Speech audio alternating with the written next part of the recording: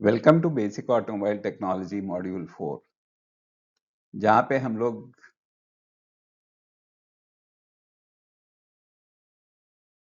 Basic automobile technology module 4 में आप सभी का स्वागत है। इस मॉड्यूल में हम लोग बात करेंगे ट्रांसमिशन सिस्टम की। तो ट्रांसमिशन सिस्टम उतना ही इंपॉर्टेंट है जितना कि इंजन। तो ट्रांसमिशन सिस्टम क्योंकि सीधा इंजन से पावर, तो ट्रांसमिशन सिस्टम जैसा नाम बता रहा है, ट्रांसमिशन मतलब किसी चीज को ट्रांसमिट करना। तो ट्रांसमिशन सिस्टम एक्चुअली पावर को इंजन से ट्रांसमिट करता है व्हील्स पे, जो कि बहुत जरूरी है। इंजन से सीधे व्हील्स पे पावर नहीं दी जा सकती है, तो इसलिए बीच में ट्रांसमिशन सिस्टम लगाया जाता है। तो transferring power from engine two wheels, तो ट्रांसमिशन सिस्टम का यही काम है कि इंजन से पावर को ट्रांसफर करता है व्हील्स पे। इंजन आप सोचो कि आइडलिंग आरपीएम जो है वो है 800 से 1200 आरपीएम का।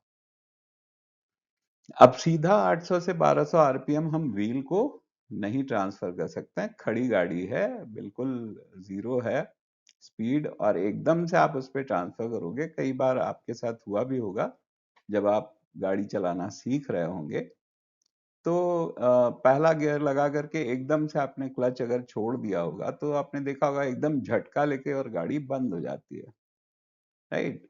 तो उस ऐसी सिचुएशन में कई बार इंजन को नुकसान पहुंच सकता है, गियर सिस्टम को नुकसान पहुंच सकता है, गियर्स टूट सकते हैं।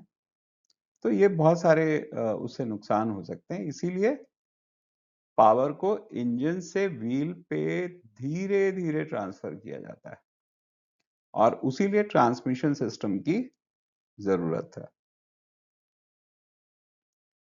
तो ट्रांसमिशन सिस्टम क्या होता है, जैसे अभी हम लोगों ने डिस्कस किया कि ये इंजन से व्हील को पावर ट्रांसफर करता है, और ये ड्राइवर को के हाथ में कंट्रोल देता है ताकि वो अपनी स्पीड और टॉर्क को कंट्रोल कर सके।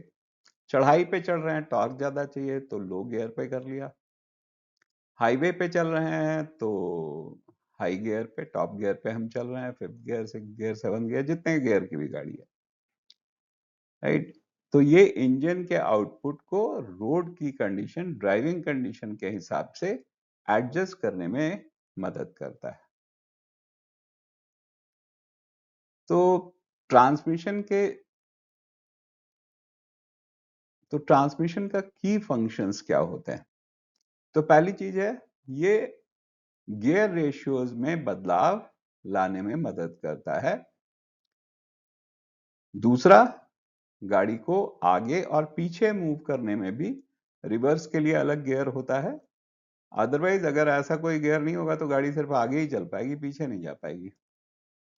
तो रिवर्स गियर इसीलिए दिया जाता है जिससे कि आप गाड़ी को रिवर्स भी कर सकें। और गियर सिस्टम के, ट्रांसमिशन सिस्टम के कारण ही आप गाड़ी को स्मूथली एक्सेलरेट कर सकते हैं। 0 से लेके 100, 120 तक आप और भी आगे ले जा सकते हैं। और ये फ्यूल एफिशिएंसी मेंटेन करने में भी मदद करता है, क्योंकि देखिए, फर्स्ट गियर पे अगर आप गाड़ी चलाएंगे तो मानी बात है, पहली चीज तो आपको अच्छी स्पीड नहीं मिलेगी। दूसरी चीज है कि आपकी फ्यूल एफिशिएंसी खराब हो जाएगी। इसी तरह से खड़ी गाड़ी को अगर आप टॉप गियर पे उठाने की कोशिश करेंगे तो नहीं उठेगी। तो हर सिचुएशन के लिए, हर कंडीशन के लिए अलग अलग गियर रेशियोज दिए गए हैं। उन्हीं गियर रेशियोज पे जब आप गाड़ी को चलाते हैं तो आपको बेहतर फ्यूल एफिशिएंसी मिलती है और इंजन की अच्छी परफॉर्मेंस रहती है, इंजन की लाइफ भी बेहतर रह पाती है।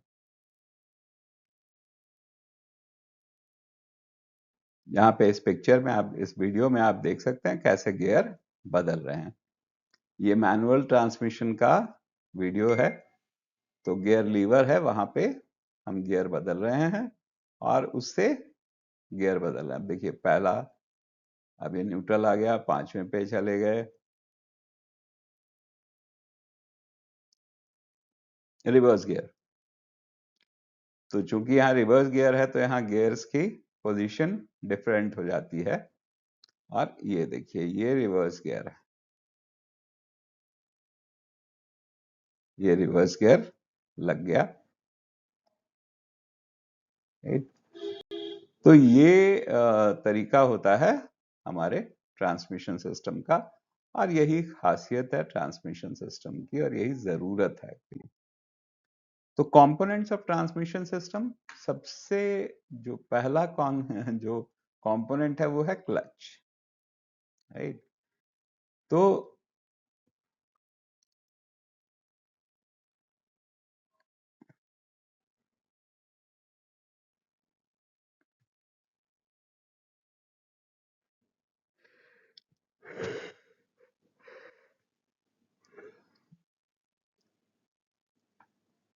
ट्रांसमिशन सिस्टम का जो पहला कंपोनेंट है वो है क्लच। मैनुअल में क्लच, और ऑटोमेटिक ट्रांसमिशन में टॉर्क कन्वर्टर होता है।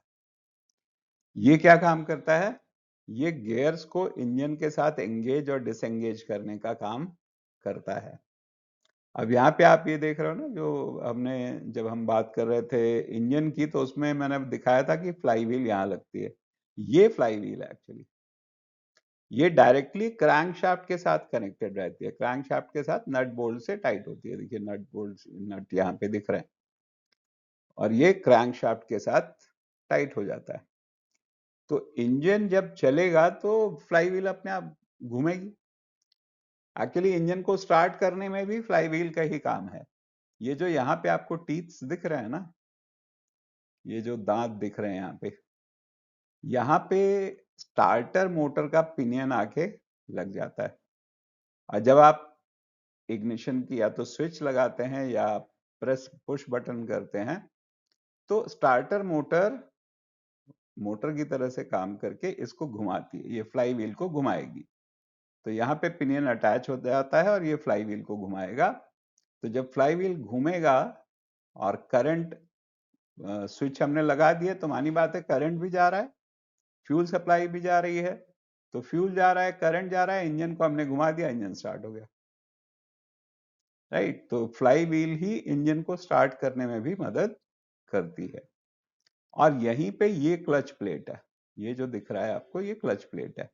इसमें आप देखोगे ना, तो ये जो प्लेट लगी हुई है, ये कुछ कॉर्क जैसा मटेरियल होता है, बहुत हार्ड मेटल, कॉर्क, मतलब कई सारी चीजों का मिक्सचर होता है। तो इसमें फ्रिक्शन को सहने की मात्रा बहुत होती है। राइट? लेकिन अगर ये कंटिन्यूअसली चल फ्रिक्शन होता रहेगा इसके साथ, तो ये जल जाता है। क्लच प्लेट, कई बार सुना होगा कि लोग कहते हैं क्लच प्लेट जल गई। तो ये जो है यहाँ पे फिट हो जाता है, यहाँ पे जाके चिपक जाता है। और ये ऊपर जो है ये प्रेशर प्लेट है। तो ये प्रेशर प्लेट एक्चुअली इस पे दबाव डालती है, नाम ही बता रहा है प्रेशर प्लेट। तो प्रेशर प्लेट इसके ऊपर दबाव डालती है और ये चिपक जाती है इसके साथ। इसीलिए पहले गियर में जब हम गाड़ी उठाते हैं तो हमसे कहा जाता है कि क्लच धीरे धीरे छोड़िएगा। तो ये प्रेशर प्लेट धीरे धीरे प्रेशर डालती है क्लच प्लेट पे। तो हल्का सा पहले चिपकेगी, तो थोड़ा चिपकेगी और थोड़ा सा पावर पास करेगी। ऐसे धीरे धीरे जब ये पूरी तरह से चिपक जाती, जब आपने छोड़ दिया तो ये पूरी तरह से चिपक गई। अब ये पूरी पावर पास कर रही है। राइट? तो इस तरह से ये क्लच का सिस्टम काम करता है। जब आप क्लच प्रेस करते हैं तो प्रेशर प्लेट है, प्रेशर प्लेट जो है ये इस पे से प्रेशर हटाती है। जब इस पर से प्रेशर हटाएगी तो मानी बात है ये फ्री हो गई, इंजन का कनेक्शन हमारे गियर बॉक्स से हट गया।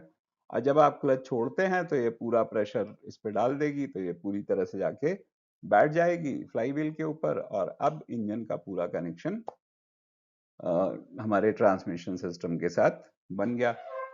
तो ये पुशर फोर्क है, प्रेशर प्लेट, क्लच प्लेट, और ये फ्लाई व्हील।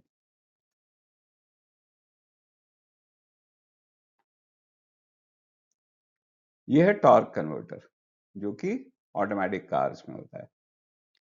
अब इसको आप देखोगे ना, तो इसको समझने के लिए, आसान भाषा में समझने के लिए टॉर्क कन्वर्टर आप ऐसे मान लो कि दो टेबल फैन है, राइट। दोनों टेबल फैन एक दूसरे के आमने सामने रखे हुए हैं।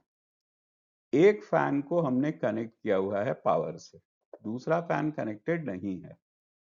अब जब एक फैन को हमने पावर से कनेक्ट किया है, उसकी स्विच ऑन करी तो क्या होगा, वो वाला फैन चलने लगेगा। और जब वो फैन चलेगा तो धीरे धीरे क्या होगा, जो सामने रखा हुआ फैन है जिसको हमने पावर नहीं दी है, ये भी चलना शुरू हो जाएगा। किस वजह से, ये हवा की वजह से। सेम कॉन्सेप्ट पे ये टॉर्क कन्वर्टर काम करता है। टॉर्क कन्वर्टर में एक साइड डायरेक्टली इंजन के साथ कनेक्टेड है, दूसरा ट्रांसमिशन में जा रहा है। अब क्या हुआ, इंजन स्टार्ट हुआ, रोटेट करने लगा, लेकिन इसके बीच में क्या होता है, इसके बीच में हाइड्रोलिक फ्लूइड होता है। दो फैन लाइक डिवाइस है और बीच में हाइड्रोलिक फ्लूइड है। तो अभी शुरू में इतना तेज, इतना वो पावर नहीं है कि ये राइट साइड वाले को घुमा सके, दूसरी तरफ वाले को घुमा सके। तो इसलिए अभी यहाँ पे क्या हो रहा है, यहाँ पे पावर लॉस हो रही है। इसीलिए आप हमेशा देखोगे कि ऑटोमेटिक कार्स का माइलेज जो है वो मैनुअल से या और किसी भी तरह के ट्रांसमिशन से कम होता है, क्योंकि इसके अंदर पावर लॉस होती है। इंजन भी चल रहा है लेकिन पावर उधर जा नहीं रही है, और जाती भी है तो थोड़ा स्लो। इसीलिए लोग ऑटोमेटिक में बोलते हैं लैग मिलता है, राइट। तो लैग क्यों है, क्योंकि ये एकदम से क्लच नहीं काम करना शुरू करता। जैसे हमारा मैनुअल में होता है, वो सीधे जाके चिपक गया। यहाँ पे वो पहले थोड़ी देर फ्री घूम रहा है, एक स्पीड के बाद ही वो आपको अच्छा असर दिखेगा उसका। So this is how torque converter works.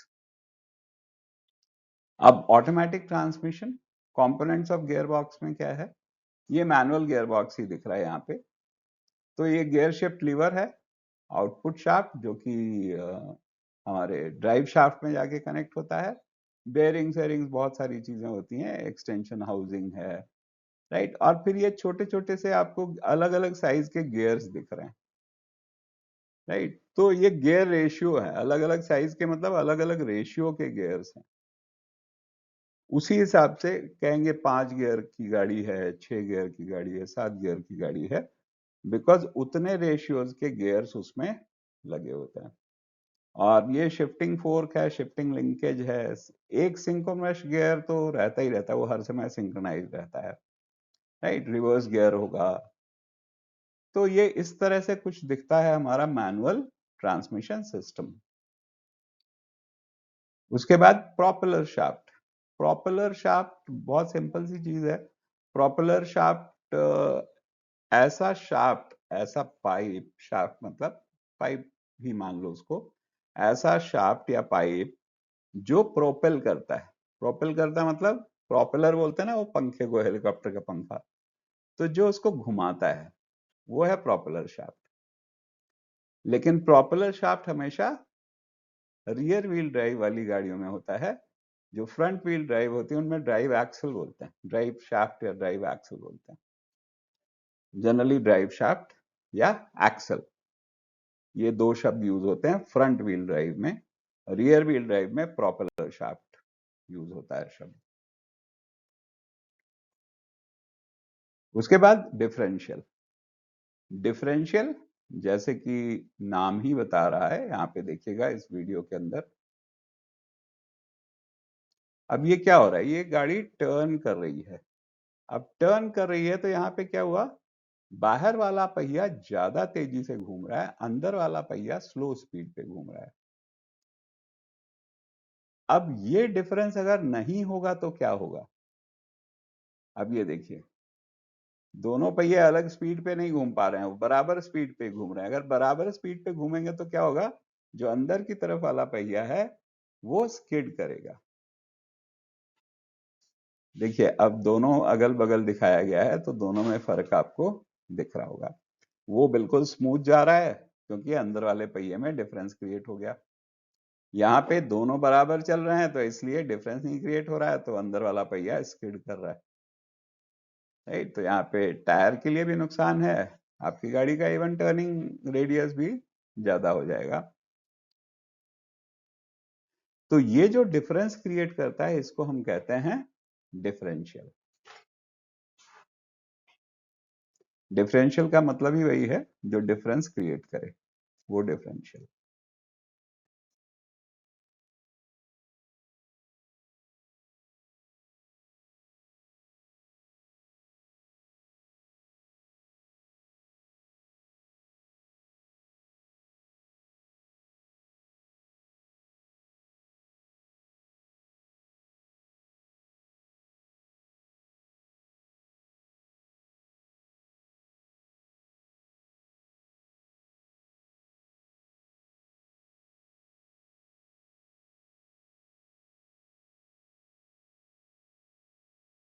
अब नेक्स्ट हम लोग आते हैं ड्राइव शाफ्ट पे। राइट, ड्राइव शाफ्ट जैसे मैंने बताया था कि आगे के फ्रंट व्हील ड्राइव में ड्राइव शाफ्ट होता है और रियर व्हील ड्राइव में डिफरेंशियल, रियर व्हील ड्राइव में प्रोपेलर शाफ्ट होता है।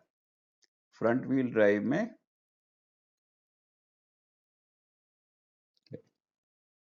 तो जो अगला कंपोनेंट है वो है ड्राइव शाफ्ट। तो जैसे कि नाम ही सजेस्ट कर रहा है, ड्राइव शाफ्ट, ऐसा शाफ्ट जो ड्राइव करने में मदद करता है, ड्राइव शाफ्ट। तो ये फ्रंट व्हील ड्राइव में दोनों साइड में लगे हुए होते हैं। यहाँ पे दो आपको दिख रहे हैं, तो ये पेयर में रहते हैं। तो लेफ्ट व्हील और राइट व्हील को, दोनों को कनेक्ट करते हैं। ये फ्रंट व्हील ड्राइव में फ्रंट व्हील के साथ ये ट्रांसमिशन सिस्टम में लगे हुए होते हैं। टाइप्स ऑफ ट्रांसमिशन की अगर हम बात करते हैं तो सबसे जो कॉमन है वो है मैनुअल ट्रांसमिशन। राइट, तो अगर आपने देखा हो तो शुरुआत में भी मैंने जो वीडियो दिखाई थी उसमें मैनुअल ट्रांसमिशन में एक एक गियर चेंज होते हुए दिखाया गया था। तो मैनुअल ट्रांसमिशन का सीधा सा मतलब है मैनुअली जिसको हम बदल सकते हो। तो यहाँ पे एक गियर लीवर होता है जिसके थ्रू हम गियर्स को बदल सकते हैं, अपनी चॉइस के अनुसार हम गियर रेशियो को सेलेक्ट कर सकते हैं। तो यहाँ पे क्लच प्रेस करके हमें गियर चेंज करने होते हैं। उसके बाद आता है ऑटोमेटिक ट्रांसमिशन। तो जैसे नाम ही सजेस्ट कर रहा है, ऑटोमेटिक ट्रांसमिशन मतलब यहाँ पे ट्रांसमिशन ऑटोमेटिक है। यहाँ पे मैनुअली आपको लीवर चेंज नहीं करना है, first gear, second gear, third gear, ये आपको नहीं सेलेक्ट करना है।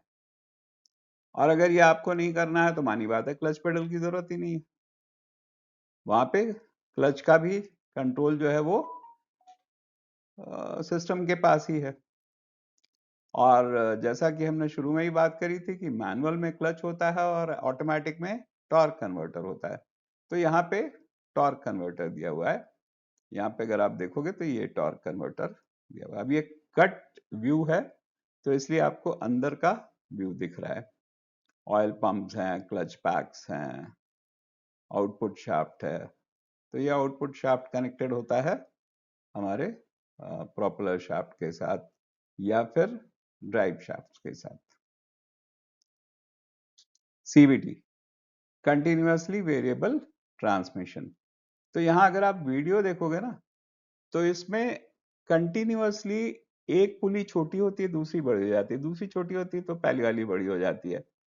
तो ये कंटिन्यूअसली हो रहा होता है और इसके ऊपर एक स्टील बेल्ट चढ़ी हुई होती है। तो उसकी वजह से इसके गियर रेशियोज सेलेक्ट होते हैं। तो यहाँ पे कंटिन्यूअसली गियर रेशियोज बदल रहे हैं, इसीलिए इसको कंटिन्यूअसली वेरिएबल ट्रांसमिशन बोलते हैं। और इसमें इनफाइनाइट गियर रेशियोज बोलते हैं, बिकॉज यहाँ पे कोई गियर रेशियो स्पेसिफाइड नहीं है कि फर्स्ट गियर का ये गियर रेशियो होगा, सेकंड गियर में ये गियर रेशियो होगा, कुछ ऐसा स्पेसिफाइड नहीं है। ये लोड, स्पीड, दोनों चीजों को ध्यान में रख करके ये अपने आप रेशियो चेंज करता है। तो एक का बढ़ेगा दूसरे का घटेगा, दूसरे का बढ़ेगा तो पहले का घट जाएगा। तो इस तरह से ये काम करता है। चूंकि ये कंटिन्यूअसली ऐसा होता रहता है इसके अंदर, तो इसलिए हम इसे कंटिन्यूअसली वेरिएबल ट्रांसमिशन बोलते हैं।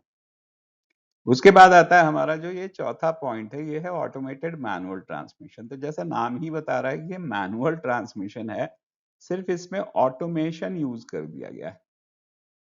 ऑटोमेशन किस चीज में यूज हो गया? ऑटोमेशन का मतलब कोई मशीन लगा दी गई है जो कि उस काम को, आदमी जो काम कर रहा था उस काम को करने के लिए एक मशीन लगा दी गई। तो ऑटोमेट कर दिया गया उसको। तो यहाँ पे क्या है, यहाँ पे अगर आप ये देखोगे ना ऊपर की तरफ, ये तो नीचे गियर बॉक्स और सब कुछ मैनुअल वाला है, लेकिन ये जो डिवाइस एक दिख रही है, ये एक्स्ट्रा डिवाइस लगी हुई है। इसको कहते हैं intelligent hydraulic actuator system.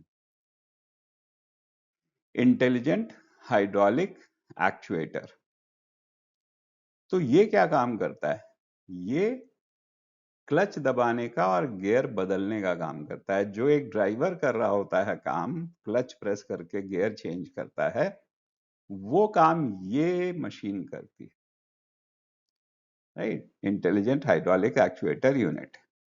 Depending upon जो स्पीड है, लोड है इंजन के ऊपर, ईसीएम डिसाइड करता है और वो उस हिसाब से इसको गाइड करता है और ये क्लच दबा के गियर चेंज करता है। सो इस तरह से ये ऑटोमेटेड मैनुअल ट्रांसमिशन काम करता है।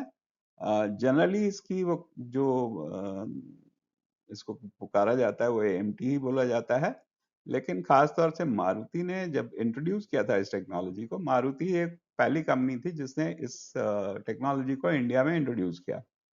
और उन्होंने जब इंट्रोड्यूस किया, पहली गाड़ी जो आई थी वो थी सेलेरियो। सेलेरियो में इस सिस्टम को इंट्रोड्यूस किया था और उसको नाम दिया था AGS, automatic auto gear shift. AGS का फुल फॉर्म था ऑटो गियर शिफ्ट, बट जो ग्लोबल इसका नॉमेनक्लेचर है वो है ऑटोमेटेड मैनुअल ट्रांसमिशन।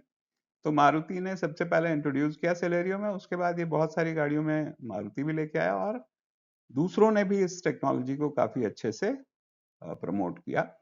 बहुत गाड़ियों में अब ये एएमटी आता है।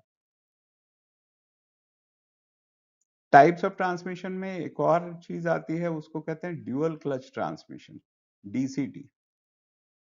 अब जैसा कि नाम ही बता रहा है ड्यूअल क्लच, मतलब दो क्लच है इसके अंदर। राइट, तो दो क्लच होने से क्या हुआ, गियर शिफ्टिंग बड़ी फास्ट और स्मूथ हो जाती है। इसमें क्या होता है कि दो तरह के गियर होते हैं, एक ऑड और एक इवन, मतलब first, third, fifth, second, fourth और सिक्स्थ। तो ये इस तरह के ऑड और इवन गियर हो गए। ऑड हो गए 1 3 5, इवन हो गए 2 4 6। राइट, तो ये जो ऑड और इवन गियर हैं ये अलग अलग क्लच से कंट्रोल होते हैं। और जैसे फर्स्ट गियर में मैंने गाड़ी डाली, सेकेंड गियर ऑलरेडी एंगेज हो चुका है। फर्स्ट गियर डालते ही सेकेंड गियर भी एंगेज हो जाता है और वो साथ साथ चल रहा होता है। लेकिन जब तक आप गियर बदलोगे नहीं, तो जैसे ही आपने गियर चेंज किया, सेकेंड पे लाए, वो ऑलरेडी चल रहा था, एंगेज हो गया, बस इतना हुआ। तो जो बीच में लैग होता था वो नहीं पता चलता है। तो ये लगभग सीवीटी की तरह काम करता है। सीवीटी में भी गियर शिफ्टिंग का लैग नहीं दिखता है, गियर शिफ्ट शॉक जिसे बोलते हैं ना, वो नहीं लगता है। वही कॉन्सेप्ट लगभग डीसीटी में भी होता है। Right, intelligent variable transmission, IVT, ये भी सीवीटी ही है, बेसिकली सीवीटी है, लेकिन इसमें गियर रेशियो बहुत वाइड होता है और इसका कंट्रोल टोटली इलेक्ट्रॉनिक कंट्रोल होते हैं, जबकि सीवीटी में हाइड्रोलिक और इलेक्ट्रॉनिक दोनों यूज होता है। टाइप्स ऑफ गियर बॉक्स में कांस्टेंट मेश गियर बॉक्स। तो कांस्टेंट मेश गियर बॉक्स मतलब कांस्टेंट मेश है, मतलब मिले हुए हैं गियर्स आपस में। तो gear is always in mesh, हमेशा वो जुड़े हुए हैं, जिसकी वजह से शिफ्टिंग बड़ी स्मूथ होती है, जैसे कि हम डीसीटी में देख रहे थे। स्लाइडिंग मेश गियर बॉक्स, तो ये पुराने टाइप के गियर सिस्टम्स में ये यूज होता था, जहां पे कि हम एफर्ट लगा के उसको गियर रेशियो को मूव करते थे। सिंक्रोमेश गियर रेशियो ये जनरली यूज होता है हमारी सभी गाड़ियों में, और ये सिंक्रोनाइज है, एक सिंक्रोनस गियर होता है जो हमेशा चल रहा होता है, वही इफेक्ट करता है सारे गियर चेंजेस में। तो इसकी वजह से भी गियर शिफ्टिंग काफी आसान होती है। और सबसे बड़ी चीज है, कांस्टेंट मेश में सारे गियर मेश हैं, जबकि यहाँ पे खाली सिंक्रोमेश जो गियर है वही मैश होता है, बाकी सब गियर्स आइडल होते हैं। और जैसे ही चेंज करने को आप बोलते हैं तो सिंक्रोनस गियर्स की वजह से वो चेंज हो जाते हैं। तो यहाँ पे देखो आप, ये कुछ पिक्चर्स भी बनी हुई हैं। First gear, second gear. First gear में कहाँ से पावर आ रही है, कहाँ जा रही है। सेकेंड गियर में देखिए कहाँ से पावर आ रही है, कहाँ जा रही है। थर्ड में कैसे जा रही है, फोर्थ में कैसे जा रही है, और रिवर्स में कैसे जा रही है।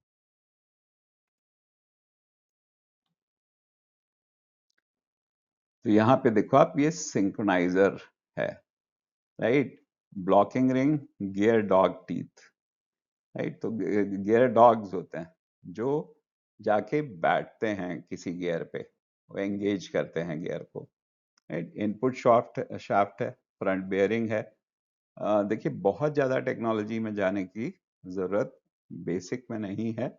हाँ, आप इंजीनियरिंग करना चाहते हो, कर रहे हो, तो ठीक है। तो उसके लिए आप कमेंट बॉक्स में अगर डालेंगे तो मैं उसके और जवाब दूंगा। मैं इसको बहुत टेक्निकल नहीं करना चाहता हूँ, ताकि हर व्यक्ति को ये बातें आसानी से समझ में आए। तो जितनी आपके लिए रिक्वायरमेंट है उतनी बात आपको बता रहा हूँ। तो ये इनपुट शाफ्ट है, मतलब ये इंजन से आ रहा है। और आउटपुट शाफ्ट वो कहाँ जाएगा, ड्राइव शाफ्ट में या प्रोपेलर शाफ्ट में। ये रिवर्स आइडलर है। आइडलर का मतलब होता है ये काम कर रहा है, जब गियर नहीं लगा हुआ है तो ये आइडल है, खाली अपना आराम से शांत बैठा हुआ है, राइट। वेला बैठा है ना, बोलते हैं पंजाबी में, तो वैसे ही है। अब आते हैं rear wheel drive versus front wheel drive. तो रियर व्हील ड्राइव में क्या होता है, रियर व्हील ड्राइव में जो इंजन की पावर है वो पीछे वाले पहिए को जाती है। मतलब गाड़ी चलती है पीछे वाले पहिए के ढकेलने से, राइट।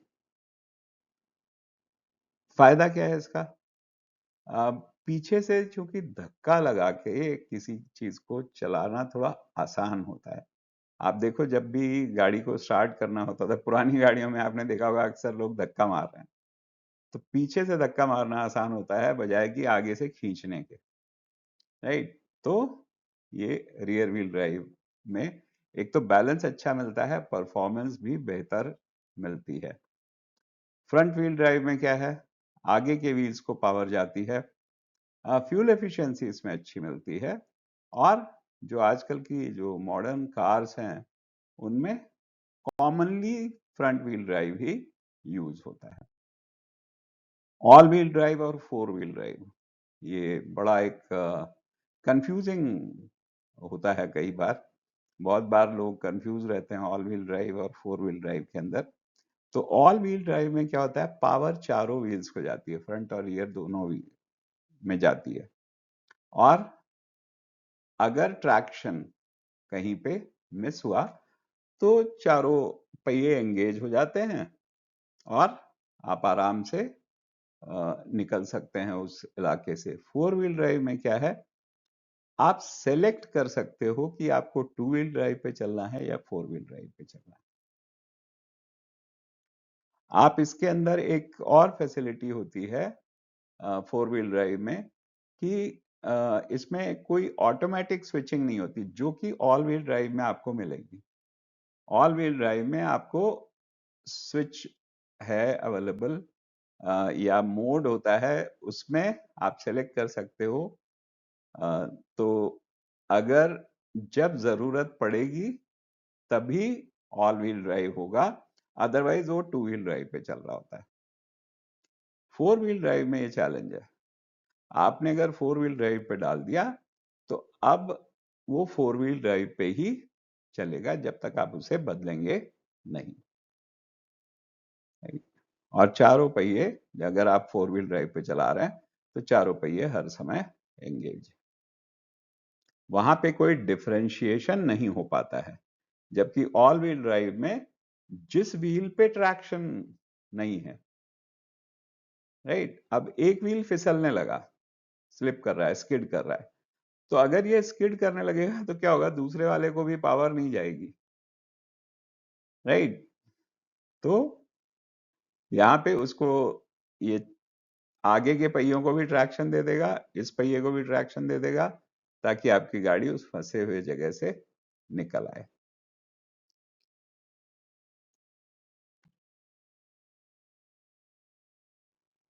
ट्रांसमिशन ऑयल अब सबसे इंपॉर्टेंट है, क्योंकि यहाँ पे गियर्स हैं, लोहे के ये गियर्स हैं, एलॉय होता है, बहुत मजबूत एलॉय होता है जिसके गियर्स बनाए जाते हैं। तो फ्रिक्शन होगा, मेटल है, फ्रिक्शन होगा, तो उसको फ्रिक्शन को कम रखने के लिए, इंजन की लाइफ को अच्छा रखने के लिए प्रॉपर ऑयल, ट्रांसमिशन ऑयल का यूज करना बहुत जरूरी है, राइट। तो ट्रांसमिशन ऑयल क्या करता है, जितने भी मूविंग पार्ट्स हैं उसको लुब्रिकेट करके रखता है, जिसकी वजह से एक तो ओवर हीटिंग नहीं होती है और वियर एंड टियर भी कम होता है। समय समय पे इसको चेक करवाते रहिए, और आपके पास एक ओनर मैनुअल मिलता है, राइट। गाड़ी के साथ एक ओनर मैनुअल आता है, उस ओनर मैनुअल में पूरा पूरा सर्विस शेड्यूल दिया होता है, कौन सा ऑयल कब चेंज कराना है, क्या चीज कब चेंज करानी है, वो सारी चीजें उसमें दी हुई। तो उस शेड्यूल के अनुसार ट्रांसमिशन ऑयल को जरूर बदलवाते रहिए, आपकी गाड़ी लंबे समय तक आपको बगैर किसी दिक्कत के सर्विस देती रहेगी। तो समरी, आज हम लोगों ने देखा ट्रांसमिशन सिस्टम कैसे एसेंशियल है इंजन की पावर को व्हील तक पहुंचाने में। टाइप्स ऑफ ट्रांसमिशन हमने देखे, गियर बॉक्स के टाइप देखे, और जो लेआउट होता है उसको हमने समझा, और माइनर जो मेंटेनेंस की बात थी जो ऑयल की, वो मैंने आपको बताई। अगला मॉड्यूल जो हम कवर करेंगे वो रहेगा कूलिंग सिस्टम पे, क्योंकि इंजन है, इसके अंदर ब्लास्ट हो रहा है तो मानी बात है, आग लग रही है तो गर्म भी होगा, फ्रिक्शन भी हो रहा है तो गर्म होगा। तो टेम्परेचर को कंट्रोल रखना बहुत जरूरी है, अदरवाइज इंजन की परफॉर्मेंस यहाँ भी डाउन हो जाएगी। तो इंजन को सही टेम्परेचर से, हमारी बॉडी का टेम्परेचर है 98.6 आइडल टेम्परेचर माना जाता है, ऐसे ही इंजन के टेम्परेचर को भी हमें एक मेंटेन करके रखना जरूरी है, उसके लिए होता है कूलिंग सिस्टम। तो अगले मॉड्यूल में हम इसके बारे में बात करेंगे।